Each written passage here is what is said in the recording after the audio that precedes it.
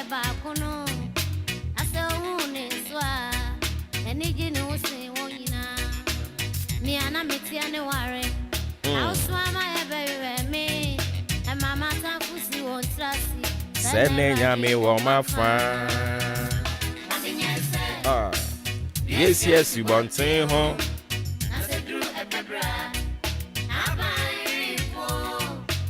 Omre nyina.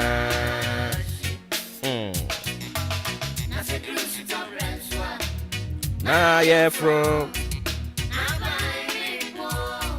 na by rainbow. So we've spent 44 minutes into 6 a.m. already. It's another beautiful brand new Tuesday morning live on your family favorite radio station AHENKAN933FM. Aropa imejiri sabibi abakode ye. Nyanko Padom or the young Kwache. Back on your radio for God Encountery. Emma Refi transmitting live from the National Studios here. Ekuya Afrakoma precisely our Achim Abo. Aropai Yem Fasid Amera dear.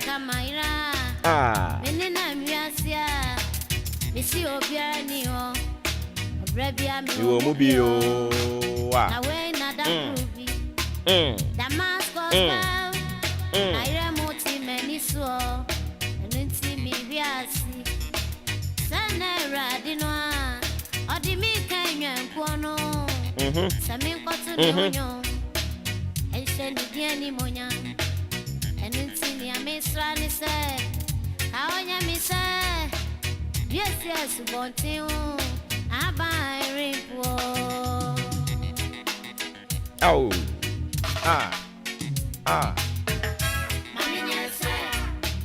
Yes, oh, yes, you want to ho. Na by rainbow. Omre nyina.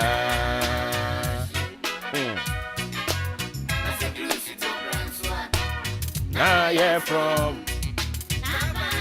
We're about to a free sub break up him sound up noon dubebo. And yes, in Konya Jumedia ya de bro ya to doing some matching. On behalf of the team, I don't pay ya more kwaba. Edewaba Jumedia so Hastings official biggest social, political and current affairs talk show. Martin.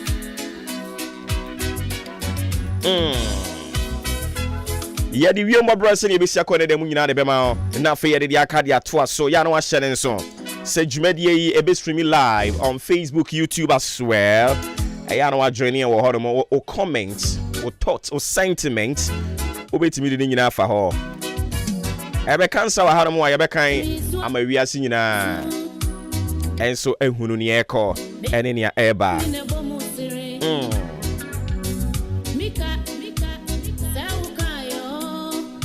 wadwen kire eye 0594841044 0594841044 what be fa ho de aba normal SMS and I say WhatsApp ye bekin kan di ama so ari ase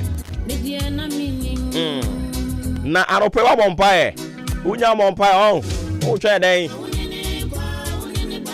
au sade wada na ene so de odi agora ade ba chi wanim se baifu ade a che no ani ti pacho unya bompae a na wa hyase fasida merade ayo no na ahwe yen so na wabɔ yen ho ban na na doma dɔso ama yen yɛda sɛ ufuo na ni da so ni ba bia erade na madom ni moburu hu so ama na no pe waka ya kan te asefo ho a ba bia wo bia na wo de aseda de ama ni din kronkron no san sɛ ɔne yen adi ni yie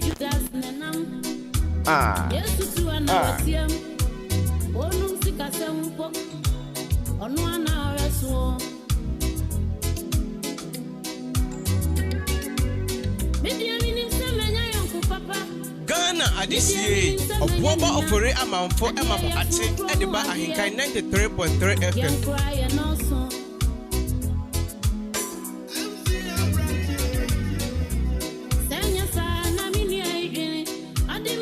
Mami fa wie mo brensem se ne be sakode dem ni nyina mfa ma na fe yamfa de aka nto aso. Me ba no abompai why? Aha. Au. Ewie mo brensem ne be sakode dem ni nyina o se me nka nkire o se na no pai. Se endra nwumre mu hono ba bia ni nsuo ni gugu ya ama me no ka se ewie mu aye kama. Na se ne weda na aye no udi akira wo nkwa adwuma. But mesrew. Sorry kwa adwuma why? Kane mampani JJ Rollins ni bu ne bese anoma huntu a wugina ho enti ye besrew sorry na ko adwuma na mom sei na wie mobra ni besia ko enne osemi nka nkire osa no pay no awia no eyi ni ti anope ya na ahya ase se eyidi dwuma kakra wapue mantem me aya ahodo ni bi na mom awia bremu no ye behunu se ensuo ni be munemu na kakra na we no enye pue mantem enyina baabi a kwaye edoso no osemi nka nkire wo se awia bremu no ifri premo tobre donko no mienu hokọ no epue mantem ya yahudu bie no ade a ensuo no ebe munemu na yekọ anwumre bremu a eno so o kire se ne ndra weda ne ye ya miaye yahudu bie ensuo ne petepeten ye no sa pepepe ne nso so ebeye aniti ya no ahye ne nso anopa ya awia ne beyi ne ti ewo miaye yahudu bi na mom ye kọ yen anim no ensuo no be munemu ewe pue mantem emiaye ahodo no ebi anwumre se ne ndra weda ne ye no ene nso so o kire se sa pepepe na ebeye enti eno no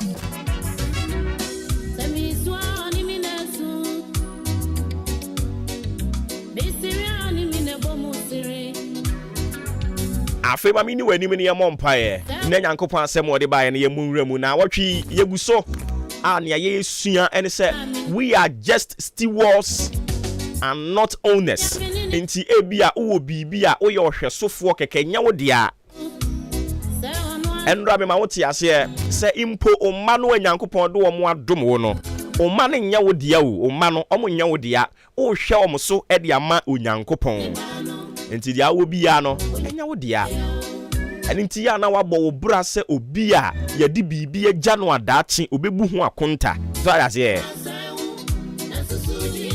enti ma ye mompae no ye wi ane emra so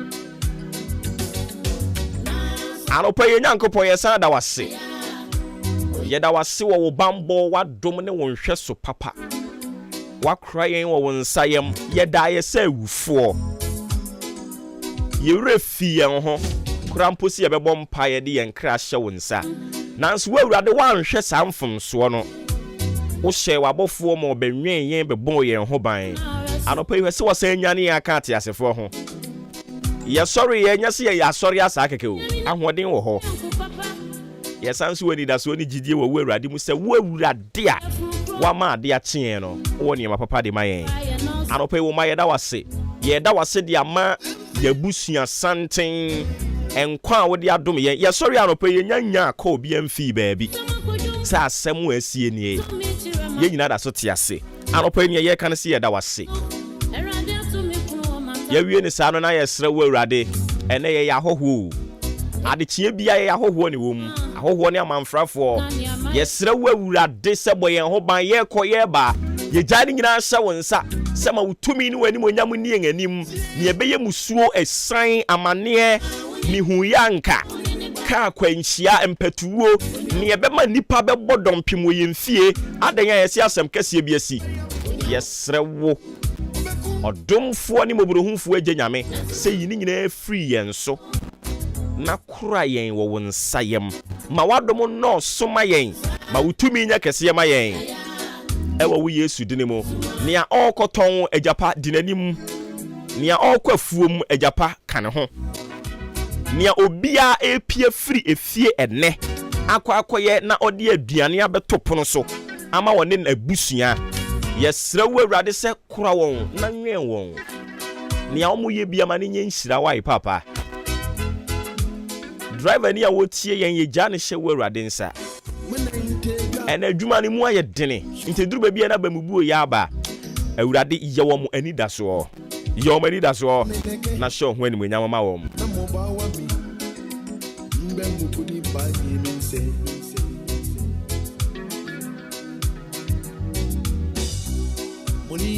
inole. Le bon uji money is mommy son. Aja. Mofia mo kami moda. Shimon amemale. Ke inesa ni neke. Erade behwe yen so na obekan yen ho. Enkuduru anwumre no. Obi abedidi. Mese den enkuduru anwumre no obi abedidi. Ade ensa no obi abedidi.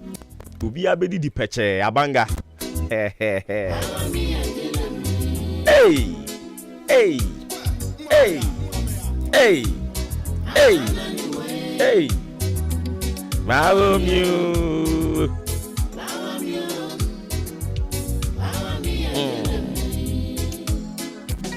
Afei wo be fa Bible no na ya bo awuram. Are ase ye ba be kan nyame asem no ye be sua nyame asem no. Yes then we are just stewards and not owners. We are stewards of everything and not owners of the things we claim we have.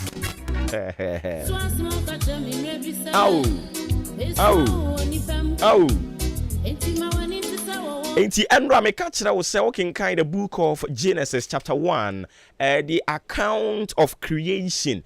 Ebe mo ati ase say Genesis chapter 1 the verse 1 at the air corner.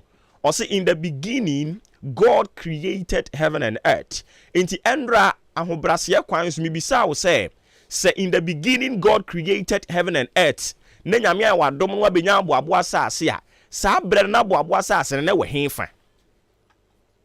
Enei ukura wanchi asase, ukura so abasase, empotam ho nkrasi ehye se ho nyina, o asase wo ho, obu okokofuo ya ntam. Nyame ya adom ama ye chiche ye wanya. In the beginning God created heaven and earth. No ote say o kan say in the beginning God created so abasase a eye maame pokudia. There be onyankopon bo osoro ne asase. Enti wuti ayeye ene ya chicha ama bia so. Hey,